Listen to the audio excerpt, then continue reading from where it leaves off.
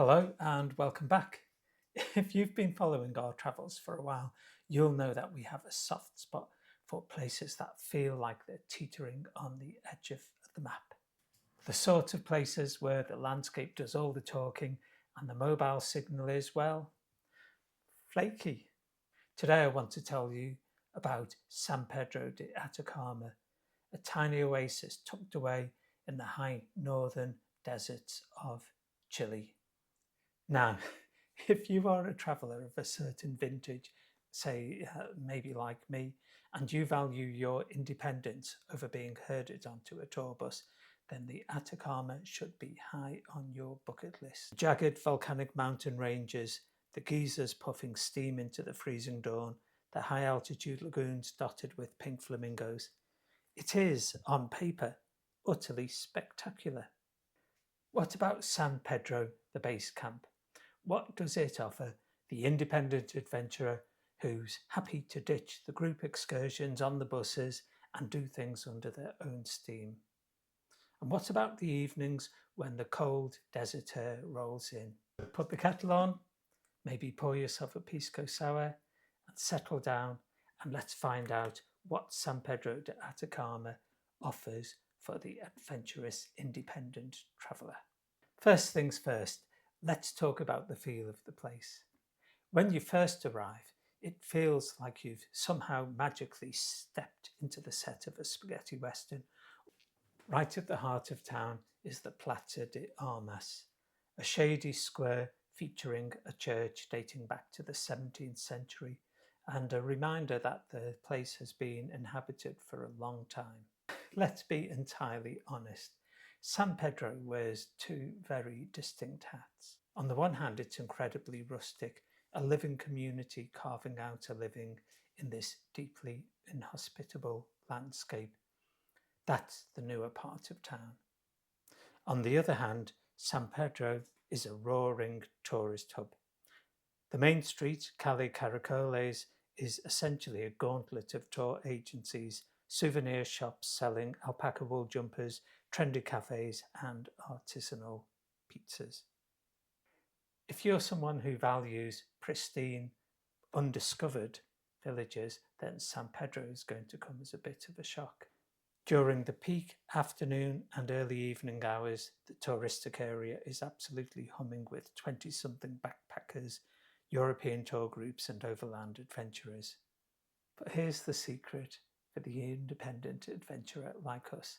San Pedro thoroughly rewards the early riser and the wanderer. Take a few steps away from the main street and suddenly you'll find yourself with just the gentle creak of windows and the faint smell of wood smoke for company, and the Licancabur volcano looming like a giant guardian at the end of the street. It's a very straightforward town to navigate, and it's entirely walkable, all centred around Caracoles. There's plenty of cash machines, but they do run out sometimes, so do keep some extra money tucked away in your wallet at all times. Paying by card is accepted in most places. Tap water is not recommended for drinking, so bottled water it must be.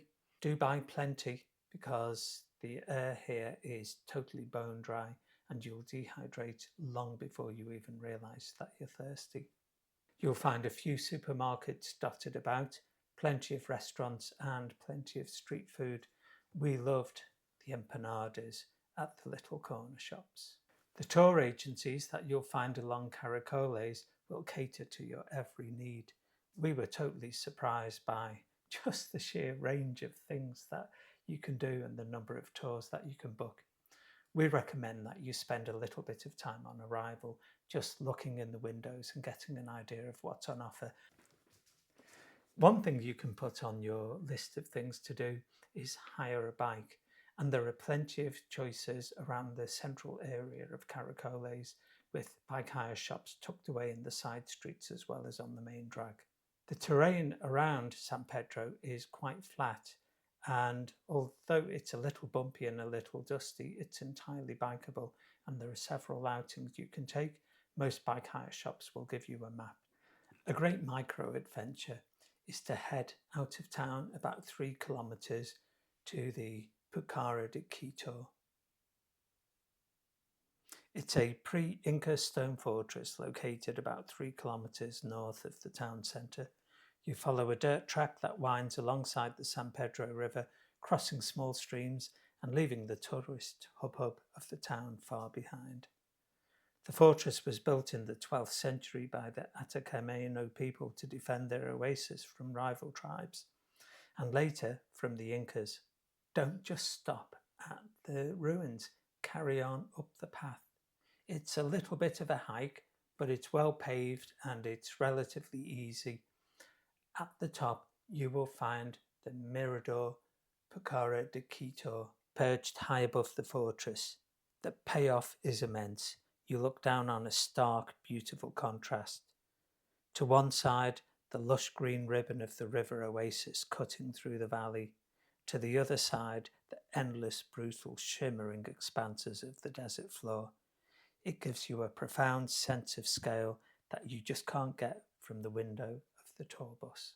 Now, if the view from the Mirador gets your adventurous blood pumping, then you'll likely start casting your eyes to the horizon, where you'll see San Pedro de Atacama is just ringed by huge conical volcanoes. For an independent traveller who likes to stay active, hiking one of these giants is the ultimate physical challenge. But a quick word of pragmatic advice. Altitude is the ultimate equalizer around here.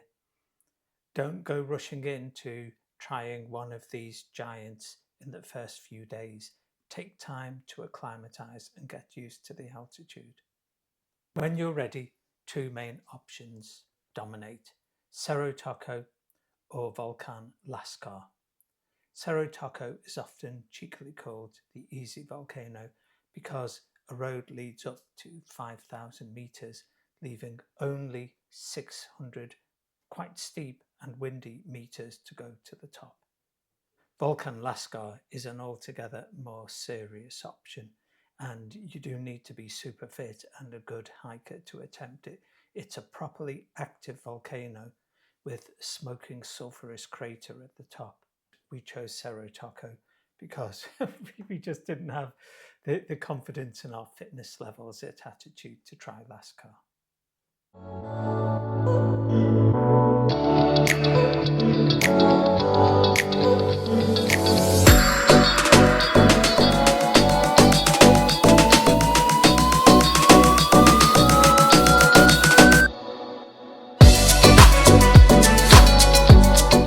After a mountain climb or a strenuous hike, the afternoon calls for a change of pace and maybe something iconic. You could head out to the Valle de la Luna, the Valley of the Moon.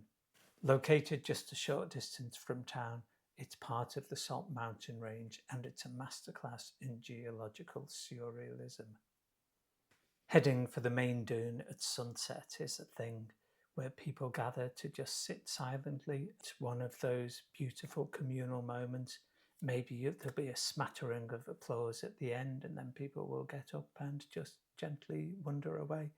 Absolute magic. After days of hot trails and dusty hiking, maybe you fancy something just a little bit more refreshing. Maybe a soak in a river or a hot spring would be just the ticket.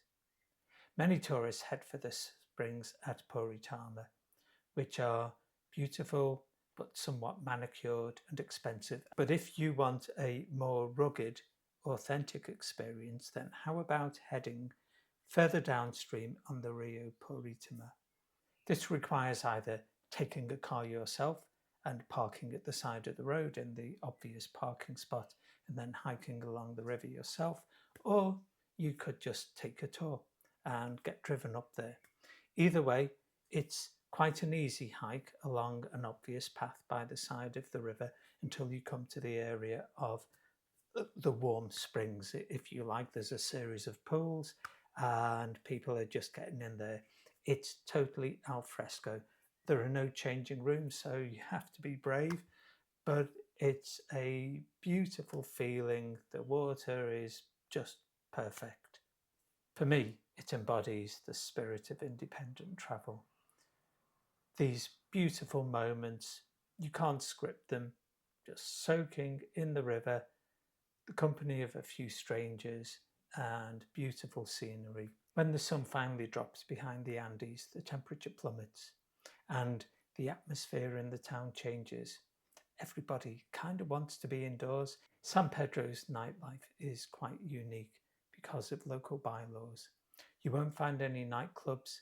Nightlife is mostly centered on the many bars and restaurants, all with a very relaxed vibe, good food, good drinks. We enjoyed cocktails at the pizza place. There are buskers around playing the kind of the panpipes kind of thing, if you like, with the guitars. You know, it's all very lovely and relaxing, and it's kind of quite compact too. It's all about excellent food, excellent drink, and warm conversation with your fellow adventurers. Some of the best nightlife is not to be found in town. Dress up warm, head away from the lights, and there you will find in the crystal clear air of the high desert that you can just simply look up and see the stars. So what's the final verdict on San Pedro? Well, it's a bit of a contradiction. It's a dusty, rustic frontier town that has been discovered by a subsection of global tourism.